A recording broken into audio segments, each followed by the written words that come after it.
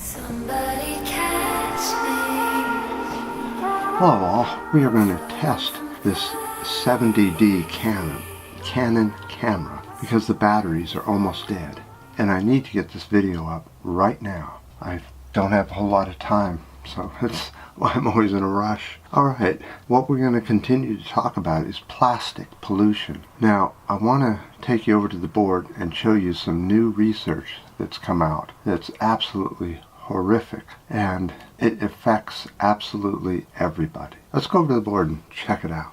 Okay, it's turning out that 83% of all the world's fresh water supply has plastic in it. Not just plastic, but microplastic. That's the worst kind. This plastic, when it's in the ocean, becoming smaller and smaller, it drinks up all the pollution that's in the ocean. Any kind of pollution at all, including sewage, is ingested into this plastic. It enters this plastic and then stays there. And this plastic will have bacteria in it when it went through the sewage systems. So what's the percentage of the plastics around the world? Well, I just grabbed some. Indonesia has 76.2% plastic. India, 82.4%. Europe, 71.2%. The US, you're the highest. We all have this microplastic in our drinking water pretty much. 94.4% of us are drinking and ingesting microplastic. It has bacteria from sewage, from when it went through water treatment plants. How much Mushy, you're not going to believe this, but there are over 300 million tons of plastic in production each year throughout the world.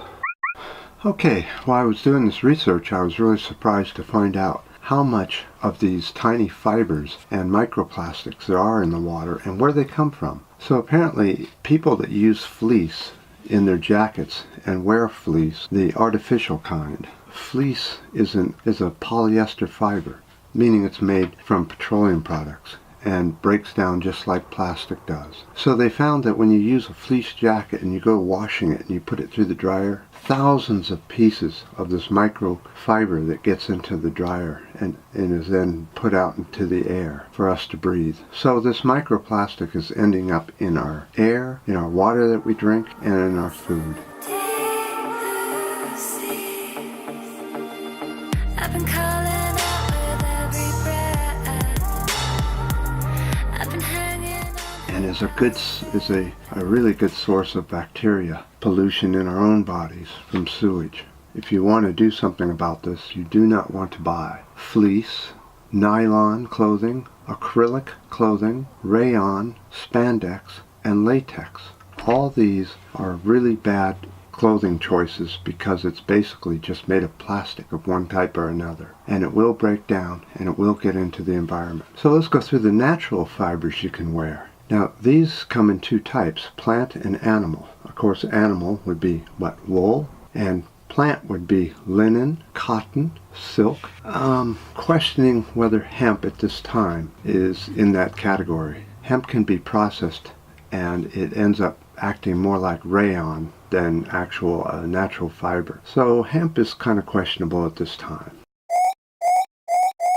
So this test, they took 159 samples from around the world, from places like the EPA here in the US, Trump Tower, and various government buildings, all found microplastic in high amounts in the water. Now we know there really is something in the water.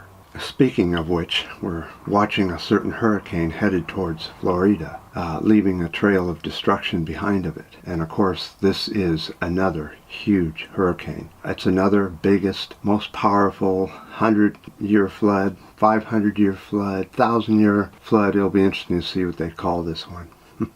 Since we just had a 1,000-year flood weeks ago, it's about time that we have another 1,000-year flood or storm or whatever they want to call it. Called climate collapse. Let's all say it together. Climate collapse. Alright, because the battery on the camera is just about dead now, I better conclude this video. And it'll be interesting to watch in the next couple days what this hurricane is going to do to the US and other countries. So, I do definitely appreciate all your last comments. They're excellent. Lots of good thinking going on, and you guys helped me with my video by putting them on there.